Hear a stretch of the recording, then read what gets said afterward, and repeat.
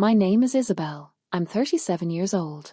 And I want to tell you about the afternoon I sat in the front row of my father's funeral and listened to a priest read a letter my parents had written thanking my sister for 15 years of sacrifice, 15 years of sending money every month, 15 years of making sure they never went without, a letter full of details, specific amounts, specific months, specific emergencies covered, my mother's surgery, the roof that needed replacing, the year the car broke down and they couldn't afford the repair. All of it attributed to my sister Clara, who was sitting 3 feet from me in a black dress dabbing her eyes with a tissue while 74 members of my extended family watched and nodded and some of them cried.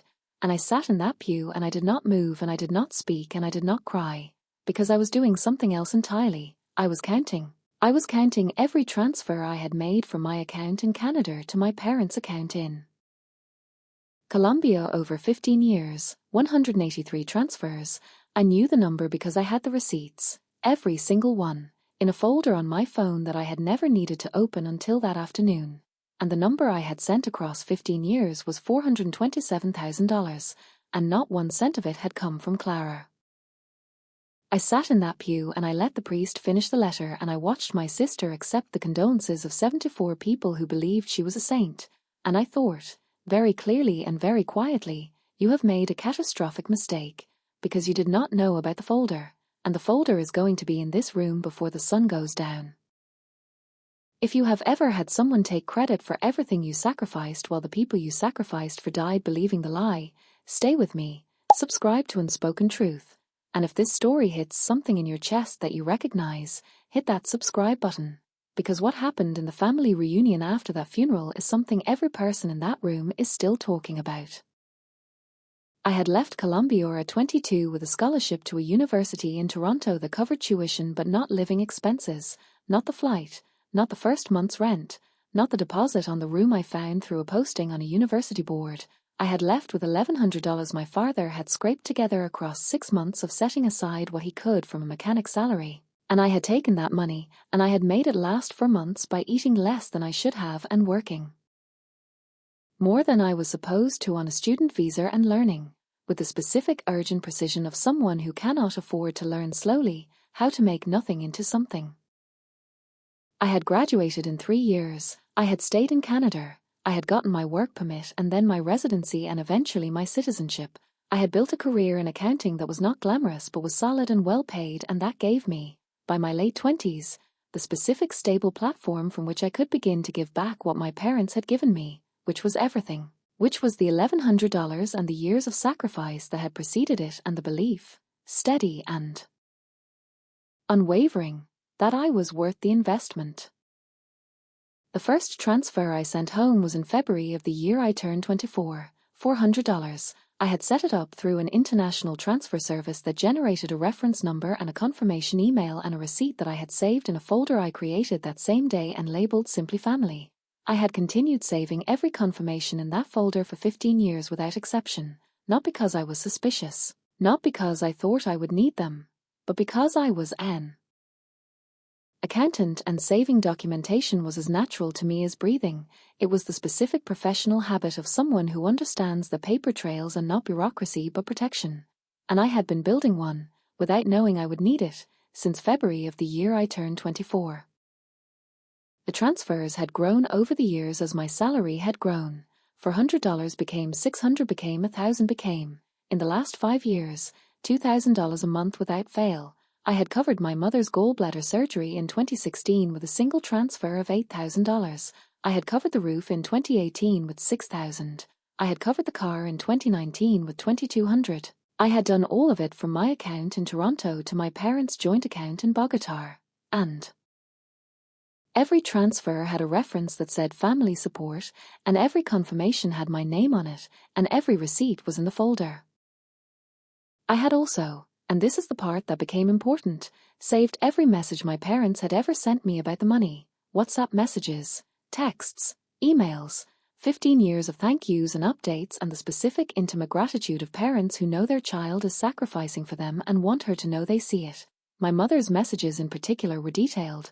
She would tell me exactly what she had used the money for, the medication, the utility bill, the birthday present from my father. that she couldn't have afforded otherwise.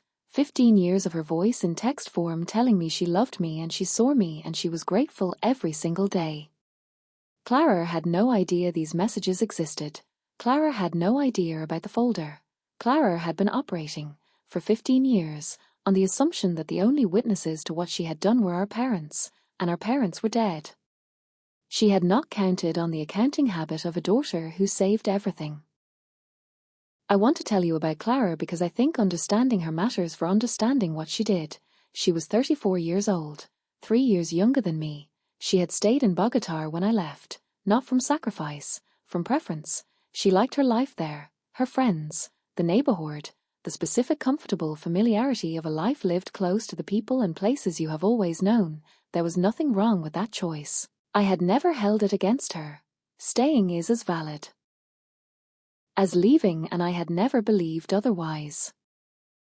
What I had not known was that staying had become, somewhere in the 15 years I was gone, a narrative, a story Clara had been telling that positioned her sacrifice of staying as the greater sacrifice, the one that deserved credit, the one that mattered, and that the credit she had been taking was not just for staying but for the money, for the specific and concrete financial support that had been the difference between my parents surviving comfortably and surviving with difficulty. I do not know exactly when it started, whether it was gradual or whether there was a specific moment when Clara made a decision.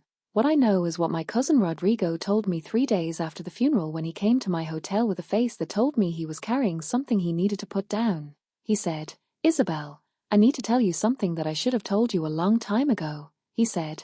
For years, at every family gathering, Clara has been the one who told us about the money she was sending. She would say, "I sent Mom and Dad their monthly this week," or, "I covered Dad's prescription this month," he said. We all believed her. Why would we not believe her? She was here and you were in Canada and we saw her with your parents all the time. He said, "I'm sorry." And I looked at him and I said, "Rodrigo, I need you to do something for me at the family dinner on Sunday. I need you to keep your phone in your pocket, and I need you to press record when I tell you to. And I need you to not stop recording until I say so." And he looked at me for a long moment and said, "Done." The family dinner was on a Sunday, for days after the funeral. It was held at my Aunt Patricia's house, the house where the family had gathered for every significant occasion for 30 years, 41 people around tables that had been pushed together in the living room and the dining room and the patio, the specific warm chaos of a large Colombian family sharing a meal after a loss, my father's siblings and their children and their children's children, all of them connected by blood and by the stories they had been told about each other across decades.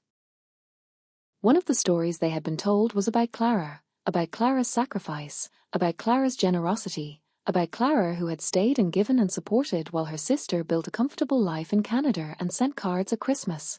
I knew the story because I had heard fragments of it on previous visits home, the way people would say things to me that had a quality of gentle accounting in them. "Your sister has really been there for your parents," or, "Clara never complains, she just handles it." I had filed those comments in a category I had not examined closely enough, and I was done filing things in categories. I had printed the documentation that morning in the Hotel Business Center, 217 pages, every transfer confirmation, every bank statement showing the origin of the funds, a timeline I had built the night before that mapped every transfer to the specific event my mother had messaged me about afterward. The roof transfer matched to my mother's WhatsApp message saying "Gracias mi amor el dinero lego." The surgery transfer matched to her message saying "Dios te bendiga Isabel no secu habriamos heco sin ti," 217 pages of 15 years in chronological order. And I had also printed the 3 pages of Clara's bank statements that my parents' bank had shared with me as a co-signatory on the estate account I had been added to after the funeral. 3 pages that showed clearly that the deposits into my parents' account over 15 years had not come from Clara's account but from an international transfer service, and the name on every international transfer was mine. I had put the 217 pages in a manila envelope and I had put it in my bag and I had gone to the family dinner and I had eaten and I had listened and I had watched Clara accept condolences and compliments with the specific warmth of someone performing a role she has been performing for a long time and is very good at. My Aunt Patricia stood up after the main course to say a few words about my father. She talked about who he was and what he had meant to the family, and then she said, "And we are all so grateful for what Clara has done for this family, for Roberto, and for Elena, for 15 years of support and sacrifice," she said. "Clara is the kind of daughter we all hope to have." And the table applauded, and Clara lowered her eyes with the specific practiced modesty of someone receiving something they have been working toward for 15 years. I looked at Rodrigo across the table. He put his hand in his pocket. I said, "I have something I'd like to share," and my voice had the specific quality of a woman who has been quiet for 4 days and is done being quiet. The table went to the attentive silence of people who can hear in a voice that something is coming. I reached into my bag and I put the manila envelope on the table. I said, "Before we finish talking about what this family owes Clara, I need to share some documents that I think everyone here should see." And I opened the envelope and I began to parse pages around the table. I did not narrate the documents. I let them speak. I had organized them so that the story they told was visible without explanation. The first page was a summary I had written myself, a 1-page timeline showing every transfer, the date, the amount, the origin account, the destination account, and the reference number. 183 transfers across 15 years totaling $427,000. All from my account in Toronto to my parents' account in Bogota, none from Clara's account. The second section was a sample of the WhatsApp messages, printed in chronological order. My mother's voice across 15 years thanking me specifically, by name, for specific amounts for specific purposes. And the third section was Clara's bank statements showing her account activity over the same period, showing that no transfers of corresponding amounts had ever left her account in the direction of our parents. The table was quiet in a way I had never heard a table of 41 Colombian family members be quiet. It was the silence of people reading and rereading and looking at each other and looking at Clara and looking back at the pages. My uncle Hernando, my father's oldest brother, read the summary page and then looked up at Clara and said, "Clara, what is this?" And Clara said, "Those documents aren't what they look like." And Hernando said, "What do they look like?" And Clara said, "Isabel always sent money, but it was money I gave her to send. I gave her the money and she sent it." And the table looked at me and I said, "I have 15 years of bank statements that show every peso I earned and every transfer I made, and I have never received a single transfer from Clara's account in my life." And I put my own bank statements on the table, the incoming section, 15 years of it, and said, "Find the transfer from Clara. Take your time, I'll wait." No one found it because it was not there. Clara tried 3 more explanations across the next 20 minutes, each one smaller than the last, each one meeting the specific problem that the documentation was too complete to allow any version of events that was not the true one. The room did not argue with her. The room read. And reading was worse than arguing because you cannot negotiate with a bank statement. You cannot reframe a WhatsApp message from your dead mother saying "Gracias Isabel por el dinero de la operación. Lego justo a tiempo."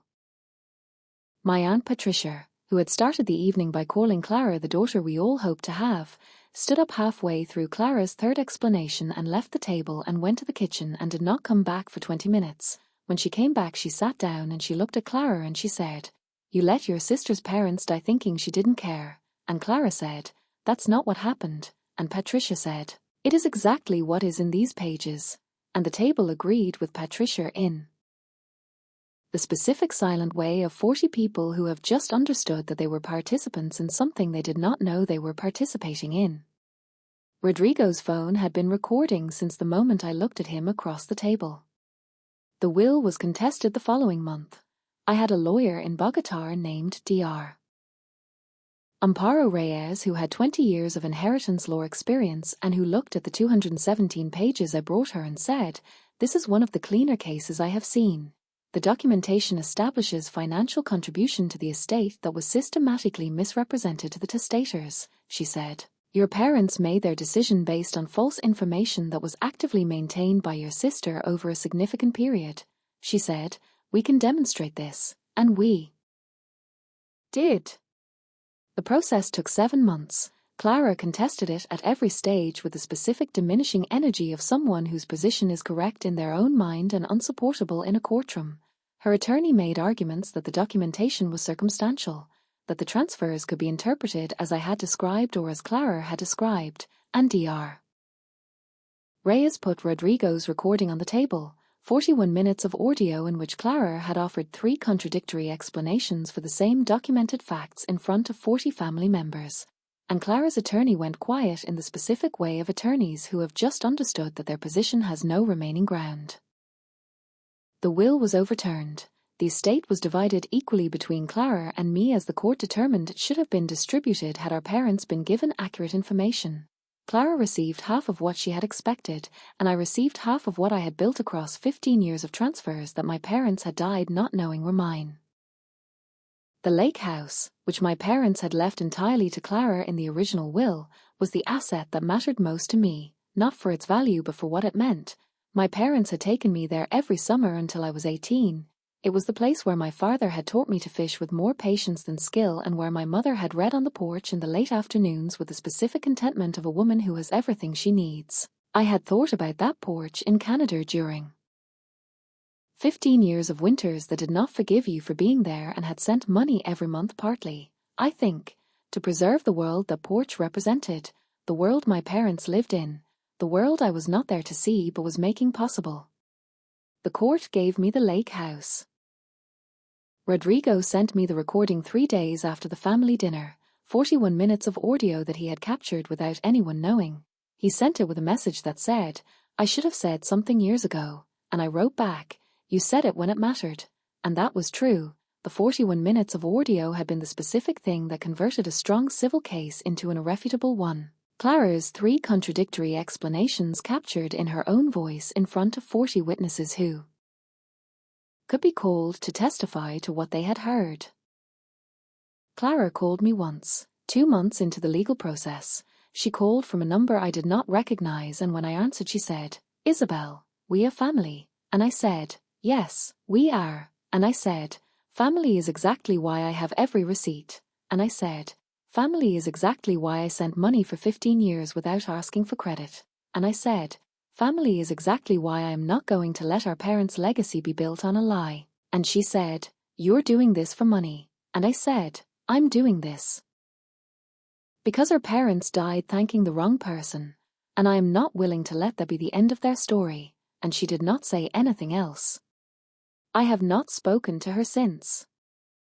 The lake house opened in June. I flew down from Toronto on a Friday afternoon and drove the 3 hours from Bogota with the windows down and the specific anticipatory feeling of someone returning to a place that has been held in memory for a long time and is about to become real again.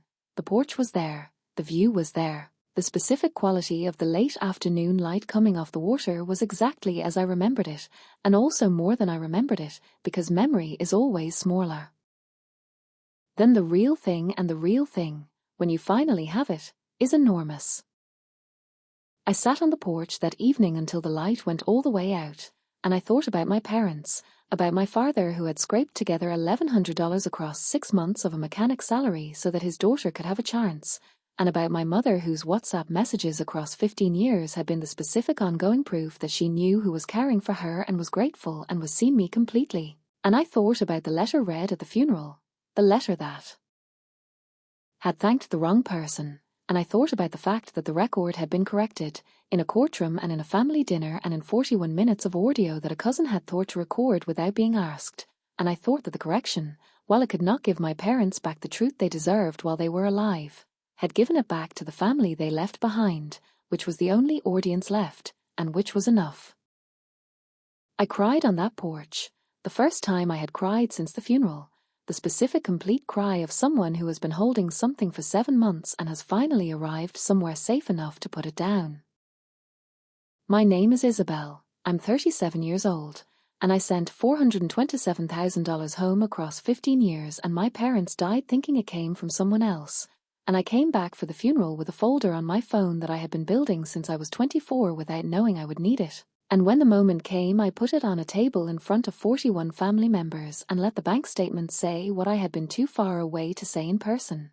And the truth, once it was in the room, did not need my help. It simply ran its course, and the course it ran was exactly right.